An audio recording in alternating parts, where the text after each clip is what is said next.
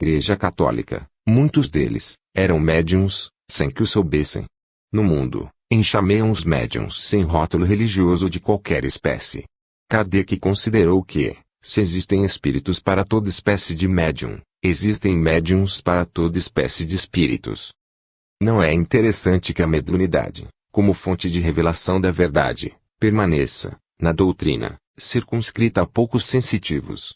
A generalização da mediunidade é importante no combate ao personalismo dos médiuns e dos espíritos que por eles se manifestam. Quanto maior o número de opiniões em torno de um assunto, maior o ensejo de examiná-lo através de seus diferentes ângulos. Cremos que, em futuro próximo, teremos, sobre a Terra, uma mediunidade dita católica, outra protestante, mais uma budista e, assim, sucessivamente. O mundo espiritual mais próximo, aquele que circunda o orbe terrestre como se fosse um cinturão psíquico, não é espírita. A desencarnação não equaciona o problema existencial da criatura. Nas esferas subjacentes, as opiniões sobre a origem e a causa da vida ainda se dividem e se conflitam. O que torna um médium melhor instrumento não é a sua momentânea condição religiosa, mas a sua espiritualidade. Quanto mais espiritualizado o instrumento mediúnico, mais elevados os espíritos com os quais consegue estabelecer contato e, consequentemente, menos passível de erros. Muitos espíritos têm do mundo espiritual e da vida visão extremamente pessoal ou sob influência de sua formação religiosa. Portanto, a verdade que os espíritos revelam aos homens ainda é relativa ao seu grau de compreensão desta mesma verdade. Como o homem encarnado pode, às vezes, de um dia para outro, modificar a sua opinião sobre determinado assunto, o espírito, nada mais sendo que a criatura humana fora do corpo, também pode. Apenas os insensatos persistem no erro. A reencarnação é a oportunidade de o espírito reescrever a própria história. Que os espíritas, pois, aprendam a considerar e respeitar a mediunidade fora dos arraiais da doutrina, porque ser espírita e médium não quer dizer que as coisas, em sua essência, sejam conforme cremos ou consigamos enxergá-las. 33. A glândula da mediunidade. 20. Os que veem os espíritos, veem-nos pelos olhos. Acreditam-no, mas na realidade é a alma que vê e, o que prova, é que podem ser vistos com os olhos fechados. Capítulo 6. Manifestações visuais, item 100. Antes de ser propriamente orgânica, a mediunidade é perispiritual e, em última análise, mental. A glândula pineal nada mais é, no corpo físico, que o órgão sensório da mediunidade. Ela igualmente existe no corpo espiritual. A percepção visual dos espíritos se dá pelos olhos da alma.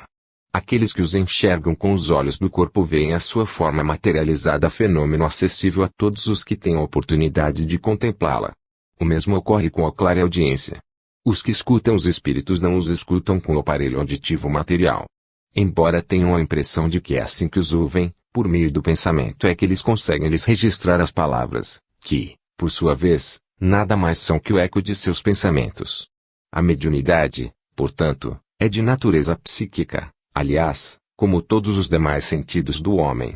Não é o olho que enxerga o que imagina ver, mas, sim, o cérebro. Todas as percepções físicas, ou seja, com órgãos físicos correspondentes são meros canais de transmissão. É a mente, ou seja, o espírito, que tudo registra e decodifica. Vejamos o Livro dos Espíritos, a pergunta número 249 e sua respectiva resposta. A faculdade de ouvir, como a de ver, está em todo o seu ser.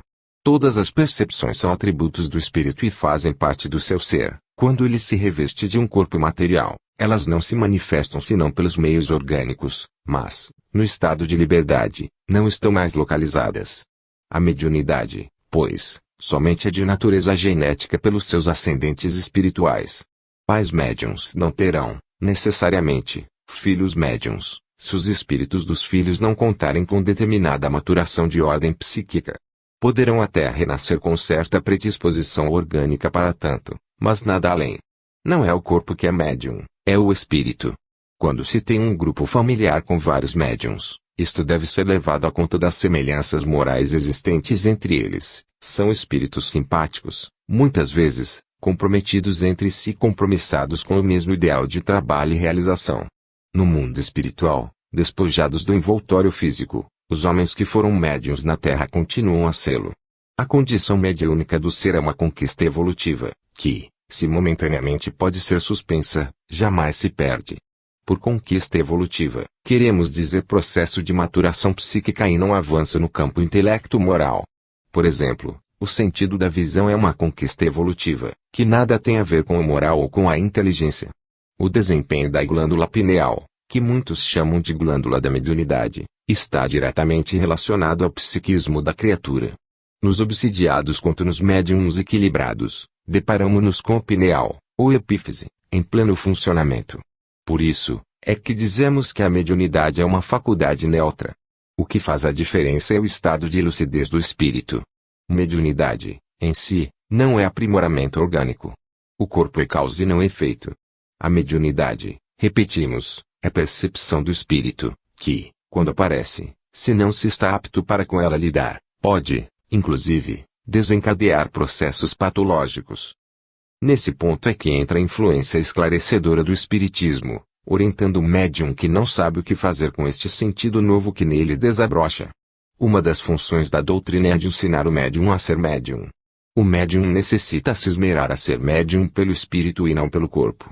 Nascer médium não significa herdar condições hereditárias para tanto, mas se esforçar no sentido de desenvolvê-las, a partir de seu corpo espiritual, e de exercer, condignamente, as suas faculdades. 34. Bom senso. 110.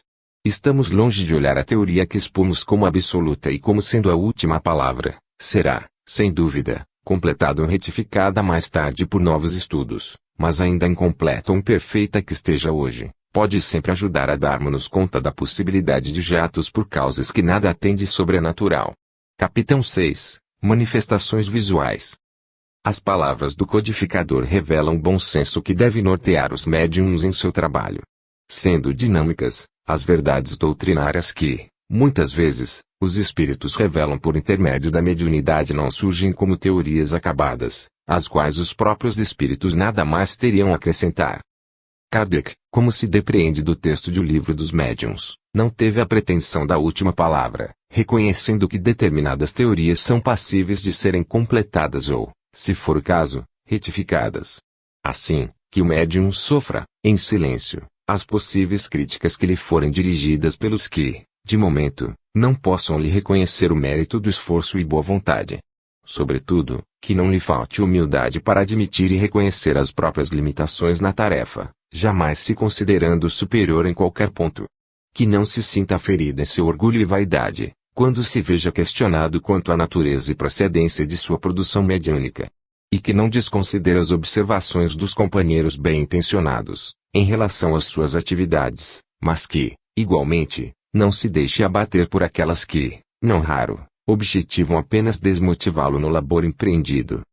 Toda a ideia do espírito, procedente do mais além para a terra, ou vice-versa, é semelhante à pedra de mármore que, para se transformar em obra de arte, necessita ser brilhada à exaustão. A rigor, não se tem sobre a terra, e nem nos círculos espirituais mais próximos, a verdade absoluta sobre esta ou aquela questão de transcendente conteúdo. Não erraríamos, pois, ao dizer que o próprio espiritismo é doutrina em construção. Nenhum médium quanto nenhum espírito é infalível, mas igualmente nenhuma opinião que os aprecie. Espíritos encarnados e desencarnados estão em constante evolução, com os seus pensamentos sendo gradativamente aclarados. A própria ciência, em inúmeras oportunidades, a partir de seus equívocos, tem retificado a si mesma, aproximando-se, passo a passo, da realidade mais ampla em torno da vida. A mediunidade é um sentido de percepção quanto qualquer outro. Nem sempre, médiuns e espíritos que se enganam podem ser rotulados de mistificadores. A mistificação se caracteriza pelo ato consciente e premeditado de alguém, com o intuito de induzir outro ao erro, a fim de auferir para si qualquer espécie de vantagem. O importante é que o médium, valendo-se da doutrina como parâmetro e do bem aos semelhantes por motivação, continue se empenhando no cumprimento do dever, sem se considerar portador de faculdades diferenciadas. Os que se intimidam diante da intolerância e da incompreensão não conseguem sair do lugar em que a mediocridade humana deseja vê-los, a ela se nivelando. Por esse motivo, advogamos a sinceridade do médium em ação, já que os que se equivocam de maneira bem-intencionada, na tentativa de algo realizar, estão à frente dos que, com receio das consequências do erro, cruzam os braços no comodismo, permanecendo na expectativa inútil de quem espera colher sem plantar. 35. Mediunidade e cura. 8. Podemos obter cura só pela prece. Sim, às vezes, Deus o permite, mas talvez que o bem do doente seja o de sofrer ainda, e então vocês pensam que a prece não foi ouvida. Capitão 14. Os médiuns. Exercer a faculdade mediúnica de cura equivale a exercer a capacidade de amar. Nenhum médium cura apenas pelo seu poder magnético, acrescido pela ação dos espíritos. Médiuns e espíritos só conseguem curar aqueles cujo processo kármico se haja extinguido ou que se vejam alvo de prerrogativas que nos escapam à análise imediata. Nenhuma faculdade mediúnica, a fim de produzir os frutos esperados, depende menos do médium e mais do que por ele assistido, quanto a da cura. O médium de cura é instrumento por excelência da vontade divina. A própria medicina não cura aleatoriamente. Os médicos não curam pelo que sabem e nem os medicamentos pelo que podem. A faculdade mediúnica de cura, pela simples imposição das mãos, é, antes de tudo, uma prece evocativa. Jamais é o médium que cura, nem o espírito que intervém por seu intermédio. Somando esforços, eles não passam de agentes dos desígnios superiores. Todo o trabalho de cura na casa espírita é uma expectativa de concessão da divina misericórdia a quem se pretende auxiliar. Não há, pois, na tarefa mediúnica de cura, necessidade de que se recorra a outros expedientes que não sejam, basicamente, o da prece fervorosa e da imposição das mãos. Nem mesmo a título de impressionar, há necessidade imperiosa de aparatos que sugestionem ou predisponham este ou aquele a receber o que merece ou o que lhe está sendo dispensado por acréscimo do alto. Quando a cura deve ocorrer em benefício de alguém, em toda parte se encontram instrumentos disponíveis para tanto e não apenas entre aqueles que sejam declaradamente médiuns. Sobre a terra, a dor ainda é indispensável por regime de contenção espiritual aos espíritos que, caso sempre dispusessem de boa saúde física, se renderiam completamente às mazelas de ordem moral. Inferimos daí o sucesso relativo da mediunidade de cura na grande maioria dos casos sobre os quais é chamado a atuar. Muitos dos que, fisicamente, se curam, não se valem da oportunidade para promover indispensável mudança em sua vida. Imitando os 10 leprosos curados por Jesus, comumente apenas um ou outro reconhece a nova oportunidade que lhe está sendo concedida pela lei, com a finalidade de retificar os próprios passos na senda que palmilha. Por esse motivo, depois de uma trégua, a doença volta a agir sobre aqueles que se supunham definitivamente curados e dispensados de se cuidarem espiritualmente. Quando, então, outros interesses entram em jogo, mormente da parte do medianeiro, que desenvolve certa aptidão no campo da cura, a ação do mundo espiritual se compromete e inviabiliza, porque as leis divinas jamais irão referendar a desonestidade e o charlatanismo. E se tal sensitivo, por vezes, logra ser o intermediário da cura para este ou aquele enfermo, não é, absolutamente, por conta dos méritos que não possui, mas, sim, pela condescendência dessas mesmas leis para com o necessitado. Para socorrer a quem realmente precisa, a sabedoria de Deus é capaz de, momentaneamente, transformar as mãos de um delinquente em mãos de um homem virtuoso. Portanto, que a faculdade de cura, mais que as outras faculdades de natureza mediúnica, seja exercida pelo seu portador com extrema humildade e absoluto esquecimento de si mesmo, convicto de que todo médium, dentro da relatividade de sua condição, é passível de ser substituído por outro a qualquer momento. 36. Mensagens mediúnicas particulares. 203. Não é senão à medida que a faculdade se desenvolve que o médium adquire pouco a pouco a aptidão necessária para entrar em relação com o primeiro espírito que se apresenta. Capitão 17. Formação dos médiuns. As mensagens mediúnicas particulares, recebidas principalmente por meio da psicografia, constituem, por assim dizer, um capítulo à parte no estudo da mediunidade. Não é fácil ao médium dedicar-se à recepção das referidas páginas, mormente quando atuando em público. Dentre os vários fatores a serem considerados, alinharemos alguns pertinentes ao médium, ao espírito comunicante e aos seus destinatários encarnados, somente à custa de exaustivos exercícios, num período de tempo, mais ou menos longo, é que o médium, em geral, se mostrará apto à recepção de mensagens de caráter particular. Ao médium que se entrega, com regularidade, a semelhante tarefa, torna-se indispensável maior grau de confiança em si nos espíritos que o assessoram, A dúvida do médium quanto à procedência de um comunicado de natureza particular, deve, quanto possível, ser posta de lado, mas, evidentemente, que nos comunicados de caráter geral que recebe, não obstante, se o médium carece de combater a própria insegurança, no momento do intercâmbio com os habitantes comuns do mundo espiritual, não lhe convém, sob qualquer hipótese, prescindir do discernimento na avaliação prévia do teor e da conveniência de tais comunicados. Chamado a vivenciar semelhante experiência, o medianeiro não deve olvidar a sua condição de parceiro dos espíritos, facilitando, por seu intermédio, a comunicação do desencarnado que, na maioria das vezes, age sem o menor conhecimento e domínio do fenômeno, mais do que em qualquer outro setor da mediunidade, posta, em nome do Cristo, a serviço do consolo e do esclarecimento aos que sofrem com a suposta ausência de seus entes queridos, arrebatados que foram pela desencarnação. O medianeiro chamado a atuar neste campo de atividade doutrinária necessita estar imbuído do maior desinteresse de natureza pessoal, que o médium que se faz intérprete das mensagens mediúnicas particulares não cogite, por recompensa de seu esforço e de sua dedicação, mais do que a alegria de ser útil no cumprimento do dever, que saiba lidar com a desconfiança dos destinatários encarnados, que, não raro, desejam obter por seu intermédio mais do que simples mensagem de consolo, em descabido nível de exigência.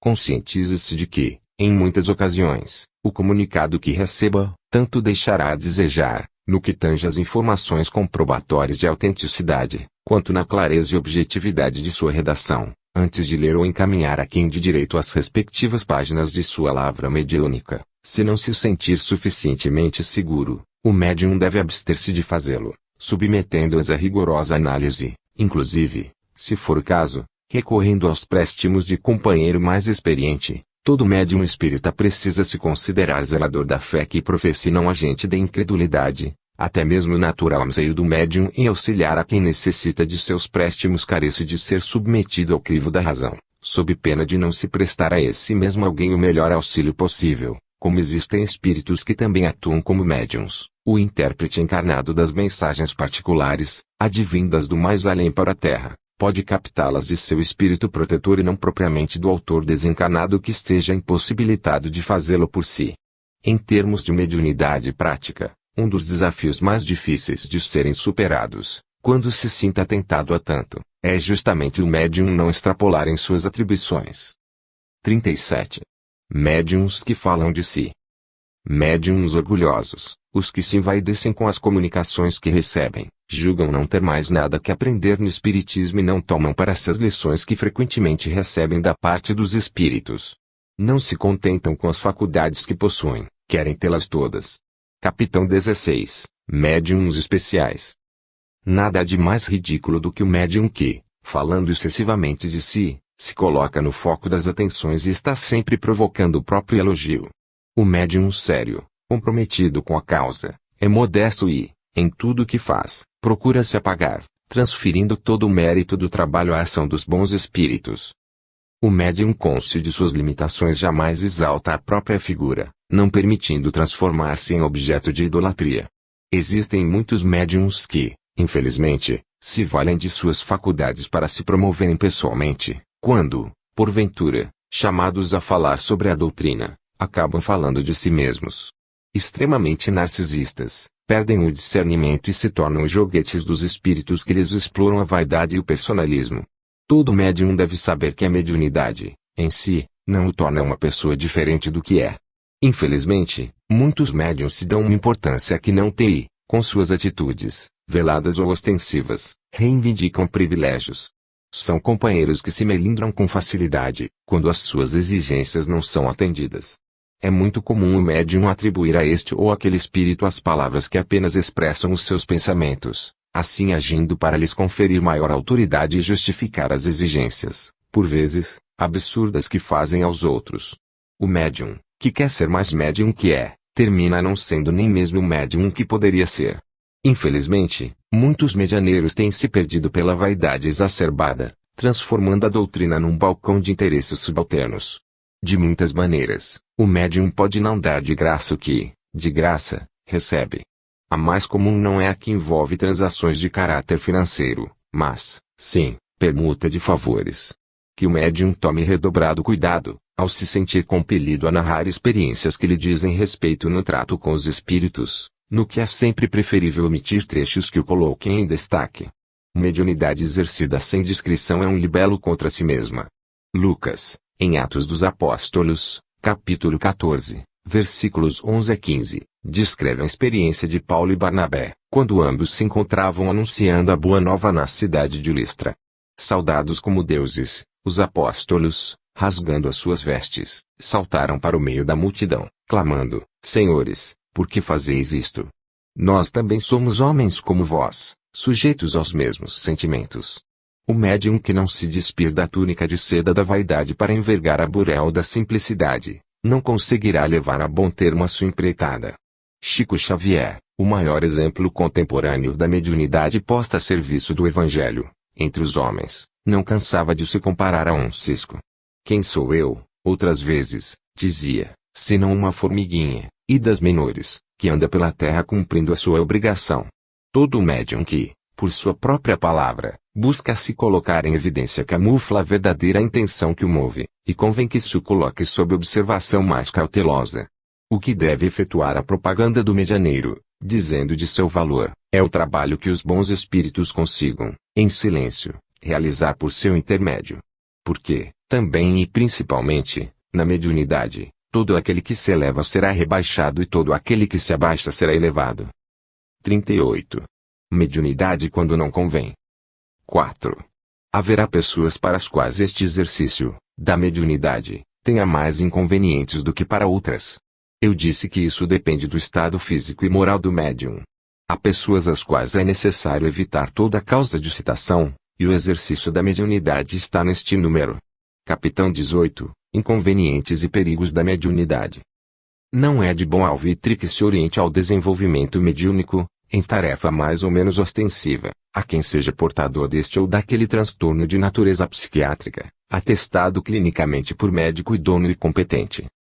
Os que padecem qualquer distúrbio de ordem psicológica necessitam primeiro reaver a própria sanidade, a fim de que, mais tarde, se lancem com proveito à tarefa mediúnica. Aconselhar, de maneira indiscriminada, a todo aquele que esteja em estado de desequilíbrio, principalmente com repercussões orgânicas, o cultivo da mediunidade é, não raro, concorrer no agravamento de seu quadro patológico. Cultivar-se mediunicamente é algo desejável e acessível a toda criatura, mas nem sempre deve significar, para todos, exercício de intercâmbio com os desencarnados. A prática simples do bem aos semelhantes é excelente exercício de natureza espiritual, ensejando, com segurança, o desenvolvimento psíquico da criatura, esteja ela como estiver. Nem todos os casos de mediunidade atormentada, de imediato, são para uma mesa de centro espírita. Torna-se, pois, necessário que se haja com bom senso e ponderação, encaminhando os futuros candidatos a médium a atividades consentâneas com o seu atual estado emotivo. Em certas situações, conforme dissemos, o exercício literal da mediunidade pode ser fator de maior desequilíbrio a quem se encontra momentaneamente incapacitado de discernir. Não se trata de medida discriminatória, mas de indispensável proteção ao medianeiro às voltas com questões ligadas ao karma. O obsedado, sem dúvida, é médium em potencial, todavia, antes de alcançar significativa melhora em sua situação, estará sujeito a psicoses e delírios nas incursões mediúnicas a que seja incentivado. Assim, o orientador de tarefas mediúnicas em determinado grupo necessita acautelar-se, ponderando sobre a conveniência ou não deste ou daquele medianeiro em tratamento psiquiátrico ou psicológico integrar a equipe que lida com a mediunidade de maneira permanente.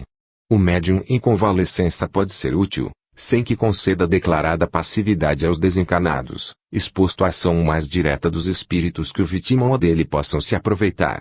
Esses medianeiros enfermos podem, por exemplo, na casa espírita, sem comprometimento de seu estado de saúde mental, cooperar na distribuição de água fluidificada, cuidar da porta da sala de passes, repartir panfletos doutrinários com aqueles que a frequentam, proferir, quando oportuno, uma pequena prece no início ou no término das atividades, integrar atividades assistenciais, cooperar na limpeza.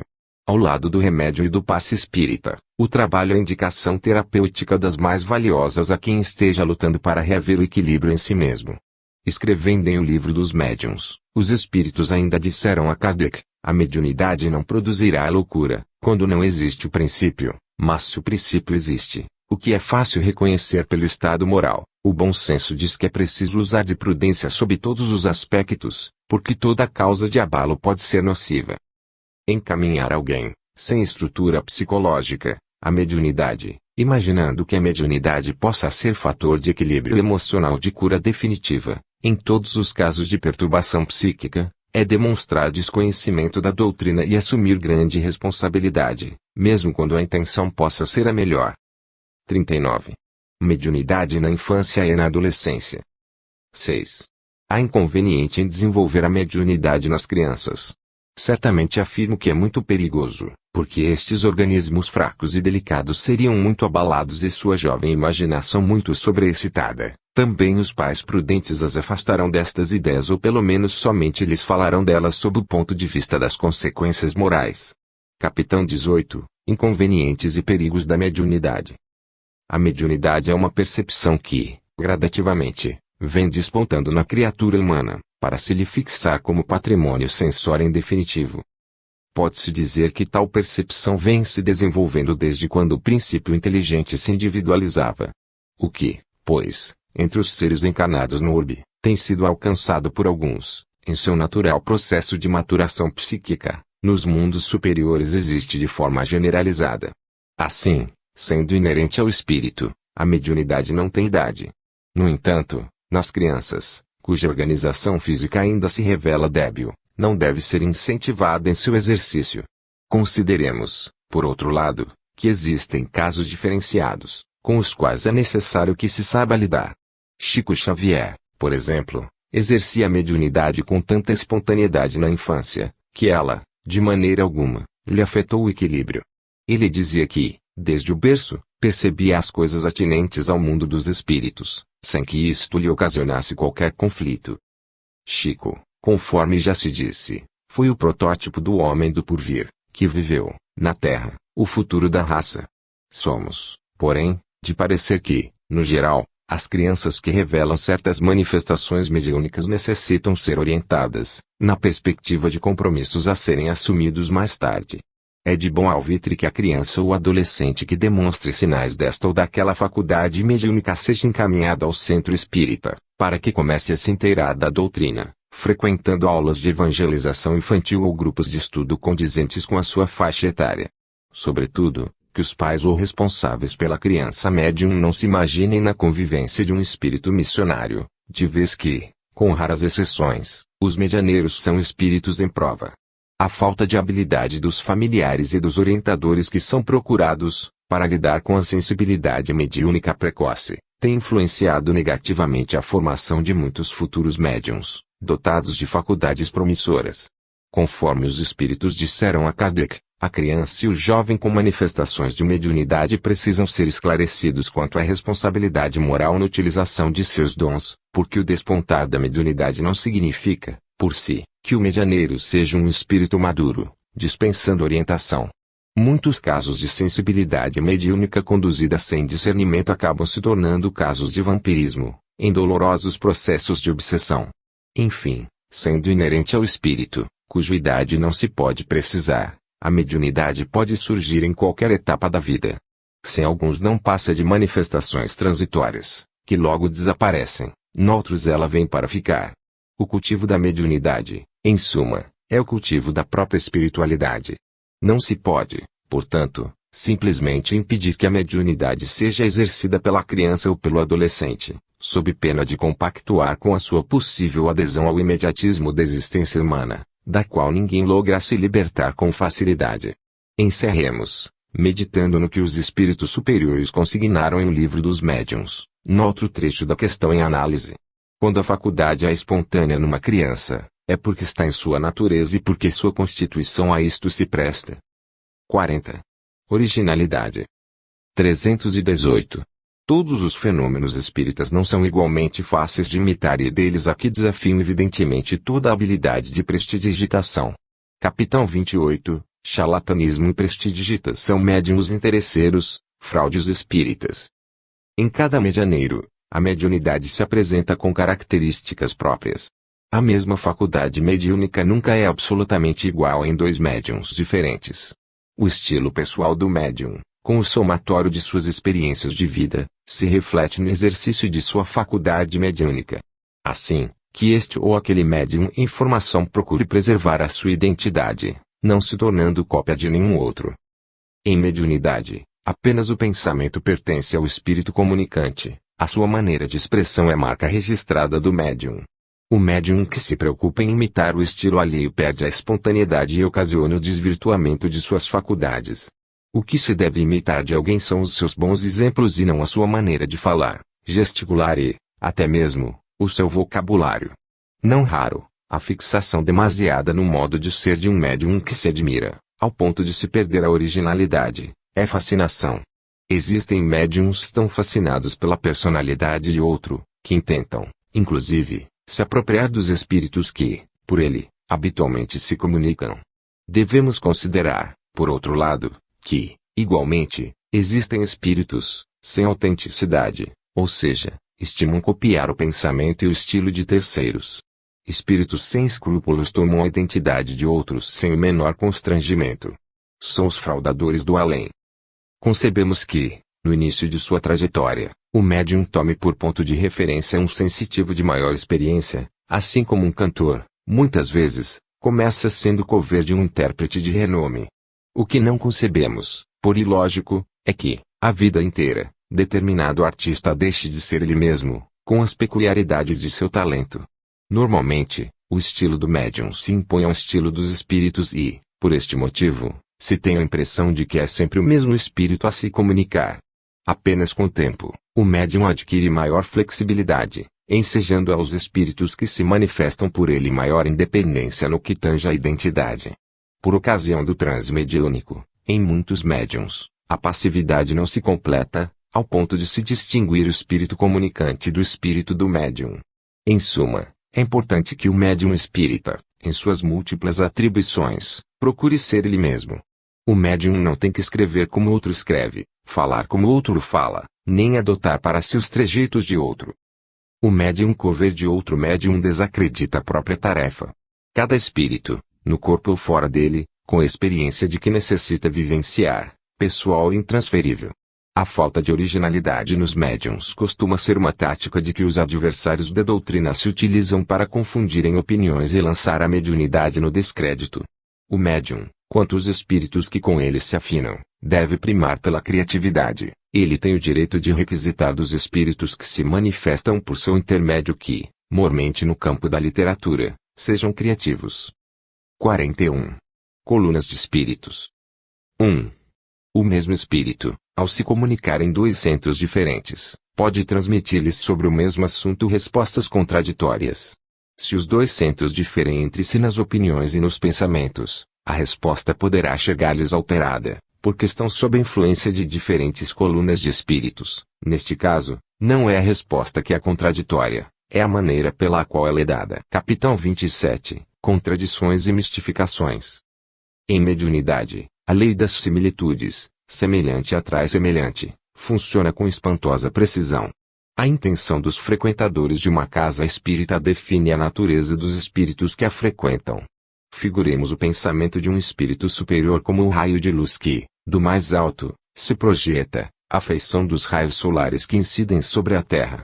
Assim como os raios do Sol não alcançam o orbe, sem que sejam devidamente nitrados, atravessando diversas camadas atmosféricas, o pensamento de um espírito superior, antes de chegar à mente do médium que o capta, se submete a múltiplas influências no trajeto.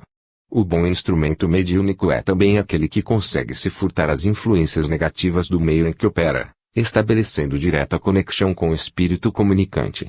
O que os espíritos da codificação disseram a Kardec, no texto que nos ensina os comentários, é de suma gravidade. Nos centros espíritas, em geral, existem colunas de espíritos, efetuando uma triagem consciente ou inconsciente, no relacionamento entre encarnados e desencarnados. Daí a dificuldade da orientação espiritual, muitas vezes, se transmitir de maneira translúcida ao grupo. Para melhor entendimento, recorramos a outra comparação: a água da fonte jorra cristalina da terra, mas, no trajeto, não consegue manter-se com a mesma pureza. Ninguém bebe a água do rio sem que, primeiro, seja convenientemente tratada. Em contato com a poeira ou mesmo com os poluentes atmosféricos, a água da chuva se macula. Se o medianeiro não consegue sintonia direta com o mentor que deseja falar ao grupo, veiculando informação esclarecedora ou advertindo, o pensamento do espírito poderá chegar aos seus integrantes como um pálido reflexo de luz. É que, antes de sensibilizar a mente mediúnica, sofre distorções de vulto, como a imagem de algo sob a superfície de um espelho embaciado. Determinados grupos de espíritos costumam dominar os centros espíritas dos quais se apossam, quanto ocorre com os dirigentes e médiuns personalistas encarnados, revelam-se contrários a toda e qualquer ideia que não lhes expresse os anseios. Por esse motivo, muitos centros espíritas possuem orientação própria, fugindo ao que preconiza a doutrina para sua proveitosa organização e funcionamento. Quando alguns integrantes dos referidos grupos humanos desencarnam, permanecem, no além, enredados pelas entidades com as quais indiretamente comungaram em seus propósitos. O mundo espiritual está repleto de espíritos que aplicam a doutrina à sua maneira e não exatamente à maneira como deve ser vivenciada por todos os adeptos que lhes são fiéis aos postulados. Infelizmente, os interesses pessoais de muitos espíritas deturpam o verdadeiro sentido do espiritismo nas casas que são por eles edificadas para culto da vaidade e do personalismo. Aparente contradição na palavra do mesmo espírito benfeitor, que se manifesta aqui alhures, por este e aquele médium, é problema de filtragem mais ampla, que não envolve apenas e tão somente o instrumento mediúnico. O médium necessita atuar com absoluta independência dos interesses que gravitam ao seu redor, porque a mediunidade que se curva à politicagem do mundo e às ambições de grupo está muito longe de ser o instrumento ideal e confiável no intercâmbio entre uma dimensão e outra. 42. Limites à verdade. Não se deve tomar por contradição o que frequentemente é apenas uma parte da elaboração da verdade. Capitão 17, Contradições e Mistificações, item 301, parágrafo 3. A verdade de cada espírito é sempre relativa ao seu grau de compreensão dela. Nenhum espírito, seja através de qual médium for, é portador da verdade absoluta. O mundo espiritual somente a pouco e pouco se desvendará ao conhecimento dos homens. As obras mediúnicas que têm sido concebidas na Terra representam discretas janelas abertas para a realidade da vida imperecível. Ninguém apreende toda a paisagem, enxergando apenas por determinado ângulo de visão. Quem se coloca ao nível do chão não consegue abarcar toda a beleza do horizonte. Para se ver mais, é imprescindível subir. Os médiuns, pois, como instrumentos do mais além, devem estar conscientes de seus limites. Como escreveu o codificador, muitas vezes, onde se vê contradição é apenas uma parte da elaboração da verdade. Os espíritos, de maneira geral, operam segundo o acolhimento do psiquismo humano. Quando percebem que os encarnados não estão preparados para vislumbrar maior claridade concernente à vida além da morte, eles recuam. Há um movimento inconsciente das criaturas rejeitando verdades que as tornam mais responsáveis. Esta movimentação inconsciente inibe os médiuns que, por sua vez, inibem os espíritos, estabelecendo limites aos seus comunicados. Por esse motivo, a revelação sempre haverá de ser proporcional às luzes do entendimento humano. Disse-nos Jesus no Evangelho de João, capítulo 16, versículo 12, tenho ainda muito que vos dizer, mas vós não o podeis suportar agora. Existem médiuns e espíritos que são chamados a trabalhar na consolidação das verdades já reveladas, porque, em um edifício, ninguém prossegue levantando paredes antes de sabê-las devidamente alicerçadas. Que os medianeiros, portanto, não queiram avançar além do que lhes preconiza o bom senso, oferecendo espaço aos espíritos levianos e mistificadores. Os espíritos que, de hábito, entram em contato com os homens, não sabem muito mais do que lhes acerca do mundo espiritual. Um espírito nada mais é do que um homem fora do corpo, com a visão um pouco mais ampliada do que quando se encontrava na carne. As revelações incontestáveis sempre procedem de espíritos de mais elevada hierarquia, que as efetuam no momento assinalado pela divina sabedoria.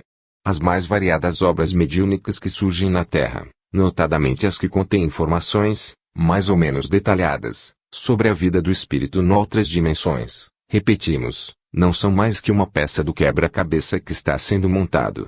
Deus não confiaria a revelação de toda a verdade a um só espírito que pudesse ditá-la através de um só médium.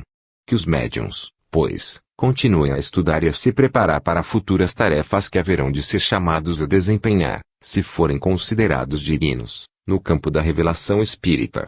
E não se aborreçam com as possíveis críticas que venham a receber, em forma de cerceamento à inspiração, dos companheiros encarnados, que, sem que o saibam, fazem o papel de reguladores da luz que nem todos estão aptos a contemplar, sem que sejam ofuscados por ela.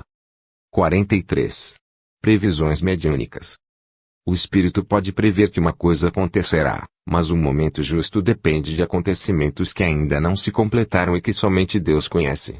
Os espíritos levianos, que não têm escrúpulos em enganar, indicam a vocês os dias e as horas, sem se importarem com o resultado. Eis porque qualquer predição circunstanciada deve ser suspeita. Capitão 26. Perguntas que se podem jazer aos espíritos, item 288, parágrafo 11. Toda e qualquer previsão mediúnica deve ser, rigorosamente, submetida ao crivo da razão. Os espíritos superiores não se preocupam em efetuar profecias, principalmente com fixação de datas para que aconteçam. O médium necessita de redobrada cautela, quando determinada entidade desencarnada intenta, por seu intermédio, prever o futuro, seja da humanidade como um todo ou de uma só pessoa. Em matéria de profecias, a palavra final sempre pertence a Deus, porque o espírito, por mais elevado, não conhece todos os meandros de sua vontade. Existem espíritos que, para impressionarem, estão dispostos a tudo preverem. O seu intuito, porém, é o de ludibriar e induzir a incredulidade. Por outro lado, ninguém carece de ser profeta para vaticinar a respeito das consequências do óbvio. Por exemplo, quem dirige a alta velocidade nas rodovias sempre estará sujeito a acidentes, de maior ou menor gravidade. As advertências do mundo espiritual em relação ao futuro da humanidade não podem ser consideradas profecias infalíveis, porque o livre-arbítrio humano poderá interferir no curso dos acontecimentos preconizados. Aliás, o objetivo da profecia, quando acontece, é justamente este: alertar aos que dela se fizeram motivo para que evitem a sua concretização. Segundo ensina o Espiritismo, a fatalidade só existe em dois momentos da vida do homem, no nascimento e na morte. Reencarnar, tanto quanto desencarnar, é fatalidade para o espírito em evolução. Do berço ao túmulo, porém, o espírito é livre para traçar o destino e retraçá-lo, todos os dias. Muitos espíritos estimam endereçar ameaças futuristas aos homens, simplesmente para intimidá-los, e muitos médiuns se prestam a tais predições apenas para se conferirem maior importância. O médium sério, assistido por espíritos sérios, não se ocupa de revelações concernentes ao passado ou ao futuro, pois, a rigor, nem de si ele sabe dizer algo nesse sentido. Sobre a questão das predições mediúnicas que, quando não se realizam, são motivo de ironia para os cépticos, convém meditar sobre o que nos ensina o livro de Jonas, no Antigo Testamento. O Senhor enviara o profeta a advertir os habitantes de Nínive quanto a funestos acontecimentos, caso eles não se arrependessem. Ora, acatando-lhe a palavra, os ninivitas mudaram de comportamento e a profecia, evidentemente, não se consumou. Jonas, então, aborreceu-se com o Senhor, alegando que ele o fizera passar por mentiroso.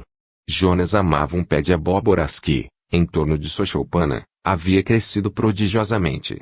Veio-lhe, porém, por obra de Deus, um verme, e a aboboreira secou completamente, levando o profeta a chorar de compaixão pela sua destruição. Então, perguntou Deus a Jonas: é razoável essa tua ira por causa da planta? Ele respondeu: é razoável a minha ira até a morte. Tornou o Senhor: tens compaixão da planta que te não custou trabalho, a qual não fizeste crescer, que numa noite nasceu e numa noite pereceu, e não hei de eu ter compaixão da grande cidade de Nínive, em que há mais de 120.000 pessoas, que não sabem discernir entre a mão direita e a mão esquerda, e também muitos animais. Vejamos que o Senhor levou em consideração, não apenas os habitantes de Nínive, mas também os animais que viviam na cidade. Há de se tomar extremo cuidado e considerar, sem desrespeitá-la, a relatividade de toda a profecia, por mais confiável seja a sua fonte espiritual de procedência. 44. Familiares desencarnados. Nossos parentes do além-túmulo não se interessam por nós, senão em razão do afeto que temos por eles. Capitão 25, das Evocações, item 281, parágrafo 20. Se nos fosse sentido completar a frase acima, escrita pelo codificador, diríamos: nossos parentes do além-túmulo não se interessam por nós, senão em razão do afeto que temos por eles, e eles por nós. Sim, porquanto muitos espíritos, ao desencarnarem, por vezes são chamados a compromissos que, de certa maneira, os distanciam daqueles que deixaram na Terra. Com o passar do tempo, o espírito, mais bem se adaptando às realidades do mundo espiritual, se sente cada vez mais absorvido pelas ocupações de sua nova vida. É óbvio que a desencarnação não desfaz os verdadeiros laços de afeto, mas a verdade é que cada espírito, na vida de além-túmulo, não mais pode viver em função da existência que deixou. Por esse motivo, não raro, torna-se difícil o comparecimento de determinado familiar desencarnado há tempo mais ou menos longo, quando a sua presença é reclamada na Terra para contato. Os espíritos algo esclarecidos, mormente fora do corpo, compreendem que a sua família é a humanidade inteira e, sendo assim, para muitos deles os vínculos da parentela consanguínea têm importância relativa. Como, por exemplo, familiares desencarnados há décadas e que pouco lembrados pelos seus entes queridos durante todo esse tempo, atenderão ao primeiro chamado dos que lhes aguardam um comunicado de ordem mediúnica. Nem todo espírito domiciliado no mais além é sensível às requisições mentais dos encarnados, notadamente quando não se cultiva determinada afinidade. Muitas vezes, no intuito de não deixar a pessoa sem a orientação solicitada ou indispensável palavra de encorajamento nas lutas do cotidiano, as leis divinas consentem que, em nome do familiar de que se espera obter notícias, compareça anônimo mensageiro da vida maior que lhe cumpre a função, assim como incapacitados de equacionar diretamente esta ou aquela questão alhures, concedemos procuração a quem nos represente. Em geral, o espírito familiar comunicante não comparece a esta ou aquela casa espírita, simplesmente por conta do médium, que, para ele, talvez não passe de ilustre desconhecido. Habitualmente, são os familiares encarnados que atraem os entes queridos ao contato mediúnico, mobilizando as intercessões espirituais ao seu alcance. Ao médium cabe a expectativa do comparecimento ou não da entidade indiretamente evocada, acrescida do respectivo esforço para estabelecer sintonia, caso ela se faça presente. Em hipótese alguma, o médium deve provocar o fenômeno do intercâmbio, que carece de ser tão espontâneo quanto possível. Enfim, para que um contato mediúnico de natureza particular aconteça, vários fatores são levados em consideração, inclusive a questão do mérito e, principalmente, da necessidade de quem o solicita. É raro que um espírito se faça presente logo da primeira vez que se tenta o intercâmbio com ele. O próprio medianeiro carecerá de maior lapso de tempo para trabalhar a sintonia e se sentir seguro na transmissão do recado. As considerações anexas, evidentemente, são endereçadas aos médiuns e aos estudiosos suficientemente amadurecidos para compreendê-las e não aos leigos ou aos que vivam, através da mediunidade, especulando em torno da imortalidade da alma. Todo médium que não tenha, em si, equacionada a magna questão da sobrevivência após a morte do corpo, com as suas implicações éticas consequentes, não está preparado para se iniciar na tarefa da recepção das mensagens mediúnicas familiares. 45. Alegria dos espíritos. 24 graus. Da parte dos espíritos superiores, o gracejo é frequentemente fino e espirituoso, jamais vulgar. Nos espíritos brincalhões que não são grosseiros, a sátira mordente é frequentemente muito oportuna. Capitão 24, Identidade dos Espíritos, item 267. O Espiritismo, a doutrina da imortalidade, em mensagem de alegria e não de tristeza. Revivendo o cristianismo, os espíritos, à semelhança do anjo que anunciou o nascimento de Jesus aos pastores, igualmente entoam um hino. Eis que vos trago boa nova de grande alegria, que o será para todo o povo. A mediunidade, pois, há de ser exercida com alegria no coração. Disciplina e austeridade não significam, necessariamente, ausência de bom humor. Chico Xavier, que vivia sorrindo, costumava dizer: a minha vida é uma festa. Os espíritos, nada mais sendo que homens fora do corpo físico, continuam sendo o que foram, ou seja, pessoas comuns, também caracterizadas por suas emoções. Em espiritismo, não é proibido sorrir. Uma reunião espírita, sem perder a seriedade e descambar para a vulgaridade, não deve ser demasiadamente circunspecta, como se o contato com os desencarnados fosse um momento tão solene no qual não houvesse lugar para a descontração. Os espíritos inferiores, encarnados e desencarnados, é que não sabem ser espirituosos.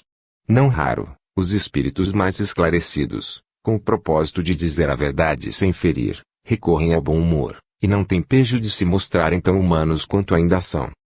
Não estamos nos referindo, é claro, à piada de mau gosto ou a um xiste maledicente em torno de alguém, inapropriado na boca de quem for. Todo excesso, até mesmo a alegria, termina por degenerar-se. Desde que não extrapole, se admissível momento de descontração ao orador espírita na tribuna, abordando temas complexos da vida, por que motivo os espíritos devem se apresentar, em seus comunicados e aparições, como se a desencarnação lhes fosse sinônimo de depressão e melancolia. Seria lícito a quem não sabe sorrir censurar a alegria dos outros.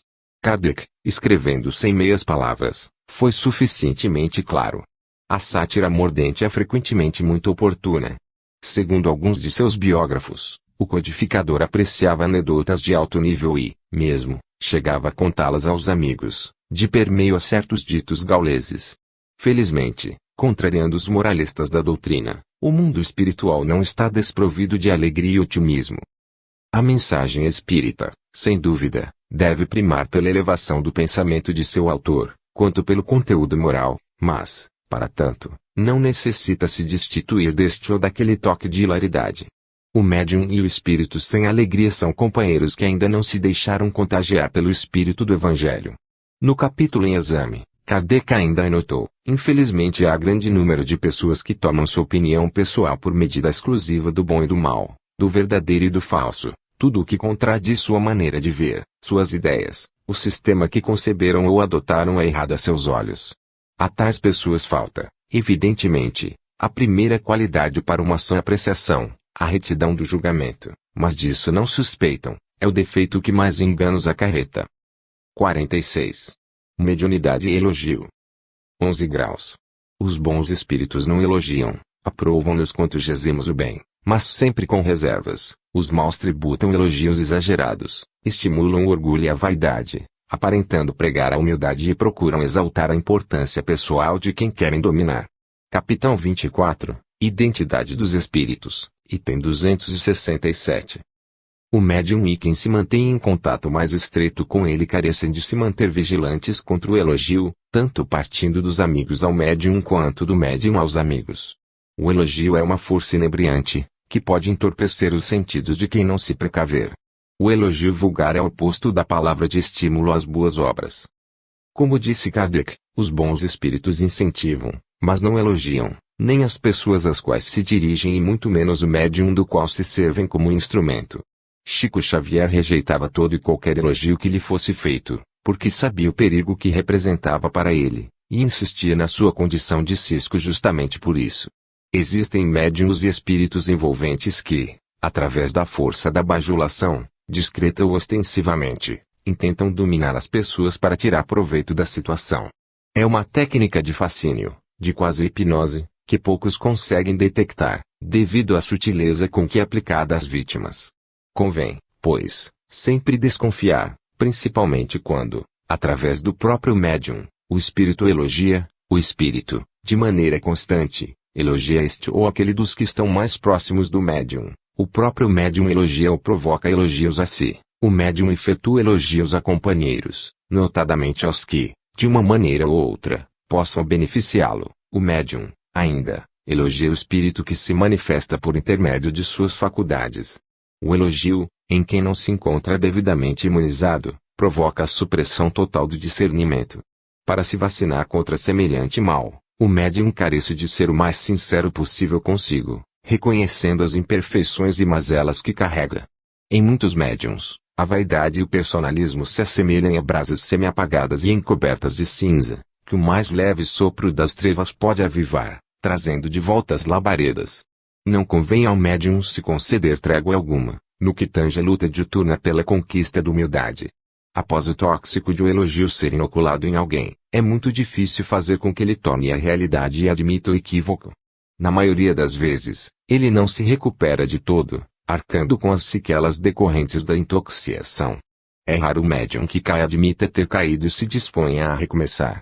O médium que reconhece ter se desviado em determinado trecho de caminho, mostrando-se disposto a voltar atrás e reiniciar a jornada, É credor de nosso melhor apreço e consideração.